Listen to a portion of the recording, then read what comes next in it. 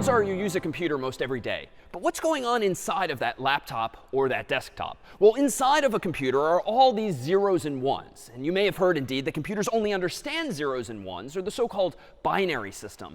But if computers today can do so much, how can they do so much if they can only speak zeros and ones and not even the entire alphabet that we humans have? Well, consider this.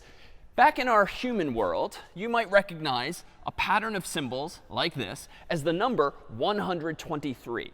But why is that? After all I did was draw three shapes, really, three glyphs or three symbols or digits on the screen. But each of these digits has some predefined meaning. If, in fact, if you went to grade school like I did and you learned numbers in this way, odds are you might recall that this rightmost column is the so-called ones column, or ones place. Then this is the tens place. And then this is the hundreds place. Now, why is that significant? Well, the reason that 1, 2, 3, that pattern represents the number we humans know as 123 is that there's a bit of arithmetic going on here. This, after all, means that you should do 100 times 1 plus 10 times 2 plus 1 times 3. That, of course, gives us 100 plus 20 plus 3, or 123. In other words, there's a pattern to these digits, and there's a meaning behind each of their places. Well, it turns out that computers only indeed understand zeros and ones. They can't count as high as 2 and 3 and 4 in the same way we humans can, but they use those zeros and ones in exactly the same way. In fact, consider this. If we consider this pattern, 0, 0, 0, to be inside of a computer, and that's what the computer's thinking, well, what number might this be? Well, the spoiler is that this is actually going to represent just 0, thankfully, just like in our human world. But why is that the case, and how can we count higher than 0? Well, in the computer world, realize that these places are just a little different. This is still the ones place, but this next one is not the tens place anymore. It's instead the twos place. And this next place is not the hundreds place anymore. It's instead the fours place. And if you think about this, there's still a pattern. Previously, it was 1, 10, 100, and then if we kept going, 1,000, 10,000, 100,000, and so forth. And here, too, there's a pattern, 1, 2, 4, and if I kept going, 8, 16, and 32. And so in our human world, we tend to use powers of 10. 10 to the 0 is 1. 10 to the 1 is 10. 10 to the 2 is 100. And in the computer world, this is 2 to the 0, which is 1, 2 to the 1, which is 2, 2 to the 2, or 2 squared, which is 4, 2 to the 3 would be 8, and so forth. So all we're doing is changing the base that we're using, so to speak. Instead of powers of 10, we're using powers of 2. And so why is this number 0, 0, 0, the number we humans know as 0 itself? Well, again, if we just do the math, 4 times 0 plus 2 times 0 plus 1 times 0 is, of course, 0 plus 0 plus 0, or the number we humans know as just 0. Well, what if we do another number altogether? Suppose we do this pattern, 0, 0, 1. Well, what number does this represent? Well, if you consider the same columns, 1, 2, and 4, this means we have 4 times 0, which is 0, 2 times 0, which is 0, 1 times 1, which is 1. So this is the number we humans know as 1. All right, so not all that interesting yet, but what about the number 2? How in binary, bi meaning 2, and the 2 being a 0 and a 1, how in binary can I now count as high as 2? Well, if this is my ones place, this is my twos place, and this is my fours place, what digits do I want to put below those places if the only digits I have at my disposal now are not 0 through 9, but just 0 through 1? Well, I don't need a 4, so I can make that a 0. I do need a 2 if I want to count to the number we know is 2, so I'm going to put a 1 there. And I don't need an extra 1, because an extra 1 would give me 3, so I'm going to do this. And so a computer, to store the number we humans know as 2 in decimal, would store it in binary as 0, 1, 0, because that's 4 times 0 plus 2 times 1 plus 1 times 0, which, of course, is going to give me the number 2. What about 3? Well, in the world of computers, if we again have our ones place, twos place, and fours place, how do I now arrange my zeros and ones to give me the number we know as 3? Well, let's see. I don't need a 4. That would be too big. I do need a 2, and I do need a 1. And that is now going to give me 3, because 2 times 1 is 2. 1 times 1 is 1. 2 plus 1 is 3. Now, what about 4? how do I count as high as 4? Well, it's even easier, perhaps, because we just need a single 1 in this case. We just need 1, 0, 0, because now I have 1 in the 4's place. And now let's skip ahead. Suppose I want to count up as high as, let's say, 7. What do I do? Well, 7. Let me take a bite out of that. So this gives me 4. Let me take a 2. That gives me 4 plus 2. That's 6. Let me give myself another 1. 1, 1, 1 in binary equals 7. Now, what about a number like 8? I can't seem to count as high as 8 unless I give myself another bit. But that's OK, because just as in the human world, if you have not a 3-digit number but a 4-digit number, you simply add another place. So it might be the ones column, the tens, the hundreds, the thousands. In this case, though, it's going to be the 1s, the 2s, the 4s, and the 8s. And so if we want to count as high as 8 in binary, we might do 1, 0, 0, 0, which, of course, gives me 8 times 1. And then everything else is 0. So that gives me the number 8. So even though computers only speak zeros and ones and only understand the so-called binary system, they can still count as high as we humans can. And they fundamentally do it really in the same way. It's just that they have a smaller vocabulary. But why do they have a smaller vocabulary, especially when they can do so much? Well, it turns out that in the physical world, it's just convenient to be able to represent only 2 states instead of 10. And by states, I mean digits in this case. It's a lot easier in the human world not to represent 10 possible values, 0 through 9, but just 2, 0 and 1. And we could have called those digits anything we wanted, but we humans just standardized on numbers like that. But 0 and 1 is nice because if you think of one of these binary digits or bits as just being a light bulb that's either off or on, you can think of a 0 as a light bulb being off, and a 1 as being a light bulb being on. And light bulbs, of course, in our human world just need electricity to run. And so if we somehow get electricity into our computer, laptop, desktop, or whatnot, coming from the power outlet in the wall or some battery, well, that would seem to be sufficient input in order to turn a light bulb on or off, to turn a switch, really, on or off. And indeed, that's what's inside of our computers. Transistors, otherwise known as switches. And these transistors, which now number in the billions in the most modern of computers, are tiny, tiny, tiny little light switches, if you will, that if turned off, allow us to store ones. If turned on, allow us to store ones. If turned off, allow us to store zeros. And using those many, many, many transistors, can we store values? Can we store data? Can we compute? And can we actually do everything we can today with our modern computers? Let's make this more real and try out some actual light bulbs.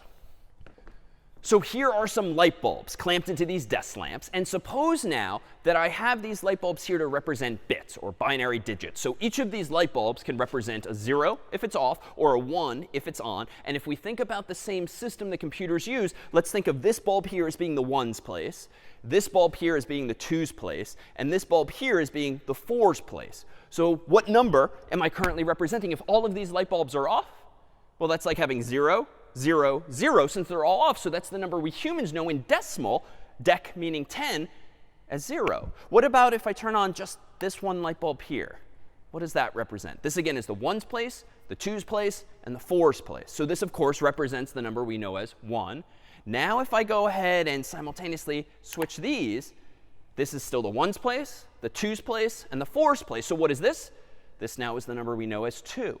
How do I count as high as 3? I don't want to keep going down the line. Instead, I want to turn this 1 back on, because that means I get a 1 plus a 2.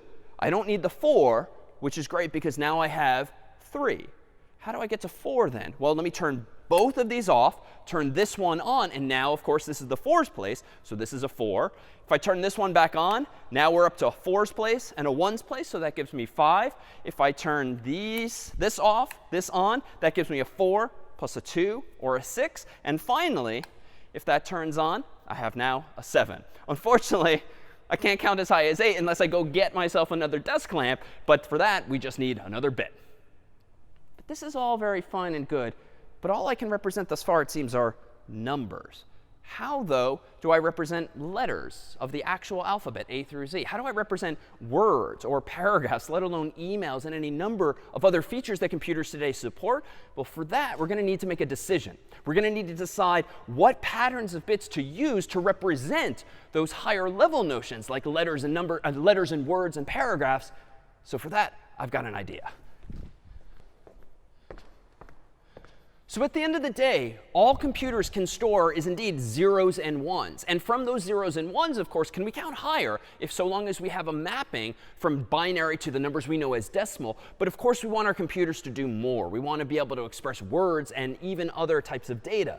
So how do we do that? Well, we need to come up with a standardization, a mapping from zeros and ones, or really just numbers, to the letters that we want. And it turns out that some years ago, what humans decided to do was this. Now, at first glance, this might be a little overwhelming. This is just a screenshot of a chart from ASCIIchart.com. And ASCII chart is a chart of ASCII characters, American Standard Code for Information Interchange. And this is simply a mapping from decimal numbers to letters. And so let's notice a few of these. Notice here that 65 apparently maps to A, 66 maps to B, 67 maps to C, and so forth. Meanwhile, 97 maps to lowercase a, 98 to lowercase b, 99 to lowercase c, and so forth. And there's also mappings from punctuation symbols to all the letters of the alphabet that you may know.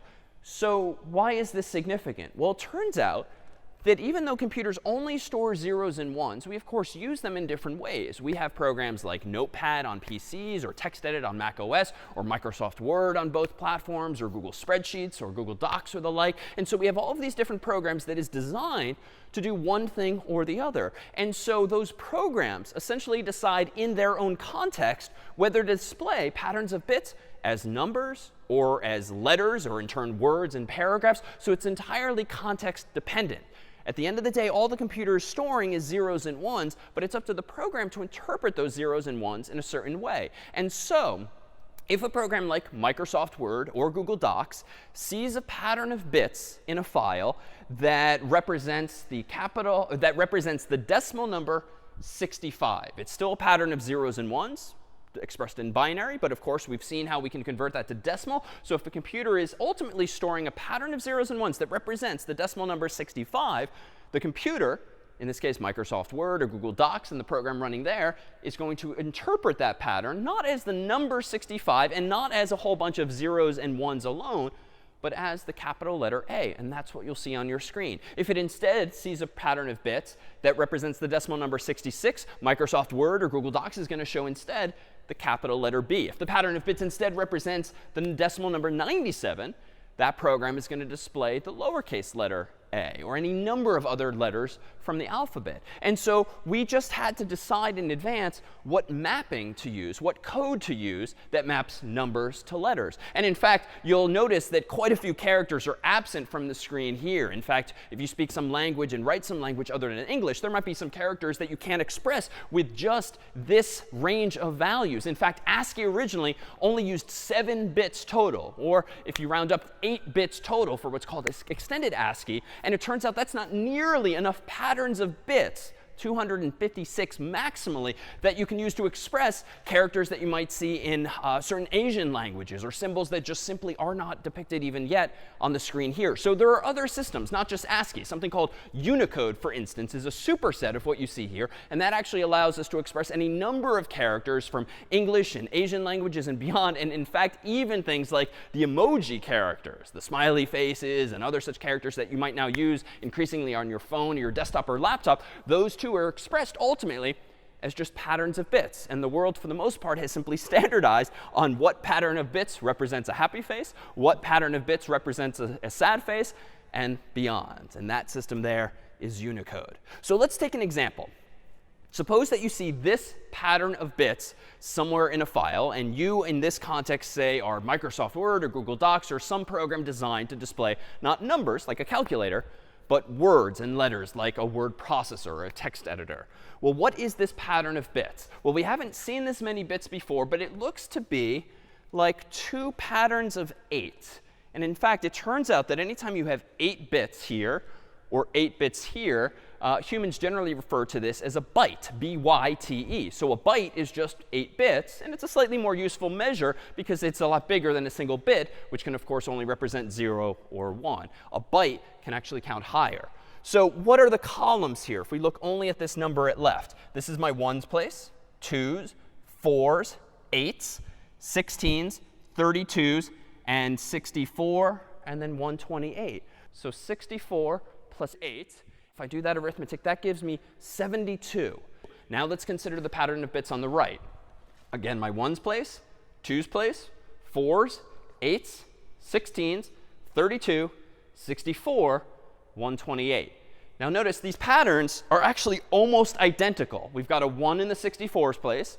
We've got a 1 in the 8's place. But we've also got an extra 1 in the 1's place. So if this was 72, and this pattern is identical except for this last bit here, which adds 1, this must be 72 followed by 73. And I've put a space here visually just to separate the fact that these are indeed 2 separate bytes. And I claim now that, yes, while you could interpret these as 2 decimal digits, 72 and 73, it turns out, per the ASCII system, we could map 72 and 73 to alphabetical letters. What might those letters be? Well, if we consider our chart again, 72 apparently gives us a capital H. 73 gives us a capital I. And voila, 72 followed by 73 in a computer's memory apparently is how a computer would express hi.